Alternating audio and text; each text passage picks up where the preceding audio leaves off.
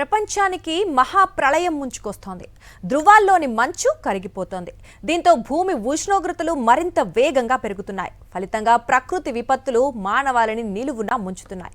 ఉత్తర ధృవంలోని Arctic మహాసముద్రంలోని మంచు అత్యంత వేగంగా కరిగిపోతోంది. సముద్ర నీటి మట్టాలు క్రమంగా పెరుగుతున్నాయి. ప్రకృతిని చెరబట్టిన మనిషి తన గొయ్యి తానే తవ్వుకుంటున్నాడు. 7 దేశాలకు తీరంగా ఉన్న ఆర్కిటిక్ మహాసముద్రంలో ఏం జరుగుతోంది? శాస్త్రవేత్తలు ఏం చెప్తున్నారు? ప్రపంచాన్ని భయపెడుతోన్న ఆర్కిటిక్ విపత్తుపై ప్రత్యేక కథనం. ఉత్తర ధ్రువం అదో మంచు వలయం. తెల్లటి మంచుతో కప్పబడి ఉన్న ఆర్కిటిక్ మహాసముద్రం. రష్యా, అమెరికా, కెనడా, డెన్మార్క్ సహా మొత్తం 7 దేశాలు ఆర్కిటిక్ మహాసముద్రం తీరాన్ని పంచుకుంటున్నాయి. ఇక్కడ 6 నెలలు సూర్యుడు, 6 నెలలు చంద్రుడు కనిపిస్తారు. అంటే 6 నెలల పాటు పూర్తిగా పగలు, 6 నెలల పాటు పూర్తిగా రాత్రి ఉంటాయి. -35 నుంచి -50 సెల్సియస్ ఉష్ణోగ్రతలు ఉండే ఉత్తర ధ్రువంలోని కిలోమీటర్ల మందంగా ఉండే మంచు పలకలు భూగోళానికి ఒక ఎయిర్ కండిషనర్గా పనిచేస్తున్నాయి. అంతా తెల్లటి ఎడారిగా కనిపించే మంచు పలకల కింద అనంతమైన సముద్రం దాగి ఉంటుంది. వేల కిలోమీటర్ల పొడవున తెల్లటి మంచు తప్ప ఎక్కడా నేల అనేది కనిపించదు. అది సముద్రమే అయినా నీరు కనిపించదు. మంచు కింద కప్పబడి ఉంటుంది. అంత అద్భుతమైన మంచు సముద్రం మానవాళికి ఎంతో మేలు చేస్తుంది.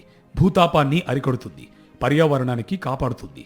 కానీ మనిషి తనకు తానుగా సృష్టించుకుంటున్న విధ్వంసం కారణంగా ఆర్కిటిక్ మహాసముద్రంలోని మంచు వేగంగా కరిగిపోతుంది.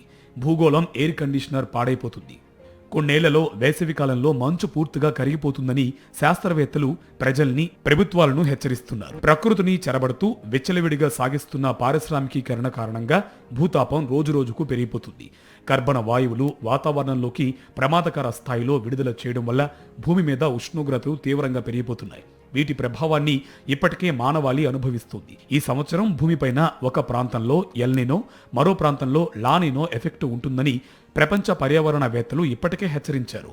ఎల్నినో ప్రభావం ఉన్న చోట్ల కరువు, లానినో ప్రభావం ఉన్న చోట్ల భయంకరమైన వర్షాలు, వరదలు మానవాళిని అతలాకుతలం చేస్తాయి. భూమి మీద పెరుగుతున్న ఉష్ణోగ్రతలు ధృవాల్లోని మంచును కరిగిస్తూ ఉండగా బయటపడుతున్న సముద్ర జలాల కారణంగా భూమి మీద వేడి మరింతగా పెరుగుతుంది. చర్యకు ప్రతిచర్యగా అనేక దశాబ్దాలుగా నిరంతరం భూమి మీద ఉష్ణోగ్రతలు పెరుగుతూనే ఉన్నాయి. ఉత్తర, దక్షిణ ధృవాల్లోని మంచు భూగోళానికి సహజ సిద్ధమైన శీతల యంత్రాలుగా పనిచేస్తున్నాయి.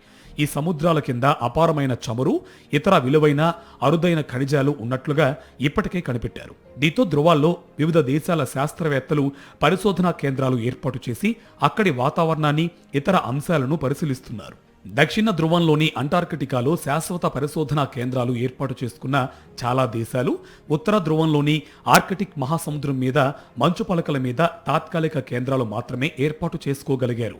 ఎందుకంటే ఇక్కడ నేల అనేది లేదు. మంచు మీద మాత్రమే శిబిరాలు ఏర్పాటు చేసుకోవాలి. అవి ఎప్పుడు కరిగిపోతాయో లేక ఎప్పుడు మంచు పలకలు పగిలి చీలిపోతాయో తెలియదు. మంచు పలకలు నిరంతరం అటూ ఇటూ ప్రయాణిస్తూ ఉంటాయి. అందుకే శాస్త్రవేత్తల బృందాలు ఏర్పాటు చేసుకున్న శిబిరాలు కూడా నిరంతరం కదులుతూనే ఉంటాయి. ఒకప్పుడు కదలకుండా నిశ్చలంగా ఉన్న ఉత్తర ధ్రువం ఇప్పుడు చంచలంగా మారింది. మంచు కరిగిపోతుంది. శీతాకాలం కూడా సముద్రపు నీరు బయటకు కనిపిస్తుంది. వేసవికాలం మొదలవుతూనే మంచు కరగడం ప్రారంభమవుతుంది. ఈ ఏడాది అతి తక్కువ వ్యవధిలో ముగిసిన శీతాకాలంగా రికార్డులకెక్కింది. గత ఏడాదే అతి తక్కువ శీతాకాలం ఉందనుకుంటే 2026లో మరింత తక్కువ కాలం కొనసాగింది. గడిచిన 40 ఏళ్లుగా శీతాకాలం వ్యవధి ఏటా తగ్గిపోతూనే ఉంది. దీనివల్ల మంచు వేగంగా కరిగిపోవడమే కాకుండా మంచు పలకల మందం కూడా తగ్గుతూ వస్తుంది. తెల్లటి మందమైన మంచు పలకలు సూర్యకాంతిని తిరిగి పైకి పంపించేస్తాయి. అందువల్ల భూతాపం తగ్గుతుంది. కానీ మంచు కరిగి సముద్రపు నీరు బయటపడుతూ ఉండడంతో సముద్రం ఉష్ణోగ్రతను తనలోకి తీసుకుని వేడెక్కడంతో మంచు మరింత వేగంగా కరుగుతుంది. వేసవిలో మంచు కరగడం, తిరిగి శీతాకాలంలో మందంగా మంచు ఏర్పడడం నిరంతరం జరిగేది. అయితే ఎంత వేసవి అయినా ఏనాడు మంచు పూర్తిగా కరగదు.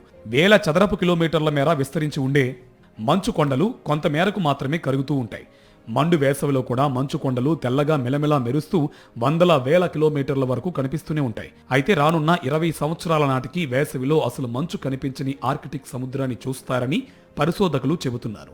ఇంతకుముందు శాస్త్రవేత్తలు చెప్పిన దాన్ని బట్టి మరో 40 నుంచి 50 సంవత్సరాల తర్వాతే వేసవిలో ఉత్తర ధ్రువంలో మంచు పూర్తిగా కరిగిపోతుంది. కానీ వాతావరణంలో సంభవిస్తున్న పెను మార్పుల వల్ల ఉత్తర ధ్రువంలో వేసవి కాలంలో మంచు పూర్తి స్థాయిలో కరిగిపోయే విపత్తు ముందుగానే రానుందని హెచ్చరిస్తున్నారు. దీనివల్ల పర్యావరణంలో పెను మార్పులు సంభవిస్తాయని శాస్త్రవేత్తలు ఆందోళన చెందుతున్నారు. వేసవిలో మంచు కరిగిపోయి పూర్తిగా నీటిమయం అయిపోతే ఈ ప్రాంతంలో జీవించే ధ్రువపు ఎలుగుబంట్లు, ధ్రువపు నక్కలు వంటి అనేక జాతుల జంతువులు ఉనికి ప్రమాదంలో పడుతుందని, మొత్తంగా పర్యావరణంలో పెను మార్పులు చోటు చేసుకుంటాయని శాస్త్రవేత్తలు ఆందోళన వ్యక్తం చేస్తున్నారు. ఆర్కిటిక్ సముద్రంలోని మంచు కొండలన్నీ వేసవి కాలంలో పూర్తిగా కరిగిపోయినట్లయితే ఆర్కిటిక్ వలయం చుట్టూ ఉన్న దేశాల తీరంలో సముద్ర మట్టాలు పెరుగుతాయి. తద్వారా తీర ప్రాంత పట్టణాలు సముద్రంలో కలిసిపోతాయి.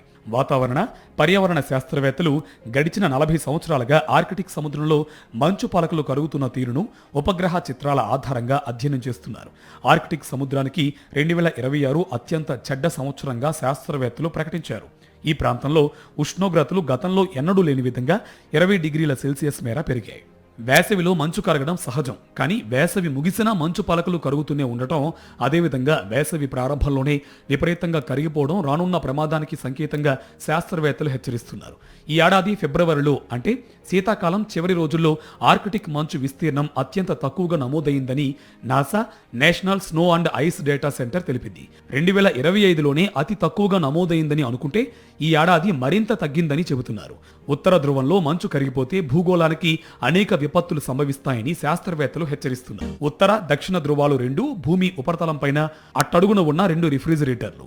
2 ధ్రువాల్లోనూ పెద్ద ఎత్తున పేరుకున్న మంచు కారణంగా సూర్యకాంతిని అతిపెద్ద పరిమాణంలో తిరిగి ఆకాశంలోకి పంపించేస్తున్నాయి. తద్వారా భూమి ఉష్ణోగ్రతలు పెరగకుండా కాపాడుతున్నాయి. ఇప్పుడు మంచు కరిగిపోతే సముద్రం సూర్యకాంతిని తనలోకి పీల్చుకుని వాతావరణంలో వేడిని పెంచుతుంది. అదే సమయంలో మంచు మరింత వేగంగా ఎక్కువగా కరిగిపోతుంది.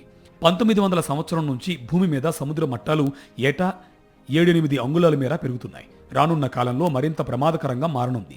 సముద్ర మట్టాలు పెరుగుతూనే ఉంటే సముద్రం మధ్యలో ఉండే చిన్న చిన్న ద్వీప దేశాలు, తీర ప్రాంతాలు సముద్రంలో మునిగిపోతాయి.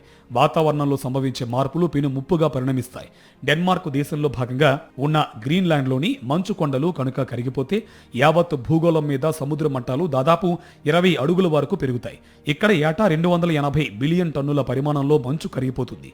ఈ పరిమాణం ఇలాగే కొనసాగితే భూగోళం వినాశనానికి దారితీస్తుంది. ధ్రువాల్లో మంచు కరిగి వాతావరణం వేడెక్కితే ప్రపంచవ్యాప్తంగా అనేక విపరిణామాలు సంభవిస్తాయి. మానవ మనుగడకే ముప్పు ముంచుకొస్తుంది. ముఖ్యంగా ఆహార పంటలకు తీవ్ర స్థాయిలో నష్టం కలుగుతుంది. దిగుబడి తగ్గి ప్రజలకు ఆహార కొరత ఏర్పడుతుంది. ఇప్పటికే ఆర్కిటిక్ వలయం పరిధిలోని దేశాల్లో గత 6 ఏళ్లుగా కార్చిచ్చులు విపరీతంగా పెరుగుతున్నాయి. ఆర్కిటిక్ మంచు కొండల మీద ఆధారపడి జీవిస్తున్న అనేక జీవజాతులు, చుట్టూ ఉన్న దేశాల్లోని లక్షలాది మంది ప్రజలు తీవ్ర కష్టాలు ఎదుర్కొనాల్సి వస్తుంది. మంచు కరగడం ఎక్కువైతే కొత్త సముద్ర మార్గాలు ఏర్పడతాయి. ఇప్పటి వరకు ఎంతో స్వచ్ఛంగా ఉన్న ఈ సముద్రం క్రమేణా కలుషితమైపోతుంది. ధ్రువపు ప్రాంతాల్లో మంచు మందంగా పేరుకుని ఉంటే వాతావరణంలోని వేడి తగ్గుతుంది. సముద్రపు నీటి వల్ల వాతావరణ వేడికి భూతాపం నుంచి తనని తాను కాపాడుకునేందుకు మనిషి మరింతగా గ్రీన్ హౌస్ వాయువులు వాతావరణంలోకి విడిచిపెడతాడు. దీంతో వాతావరణం ఇంకా వేడెక్కుతుంది. ఇదొక విష వలయంలా తయారవుతుంది. క్రమంగా పర్యావరణం, వాతావరణ పరిస్థితులు పూర్తిగా దిగజారుతాయి. ప్రపంచ దేశాలన్నీ వాతావరణంలో గ్రీన్ హౌస్ వాయువులు తగ్గించడానికి ప్రయత్నిస్తేనే భూగోళం శాంతిస్తుంది.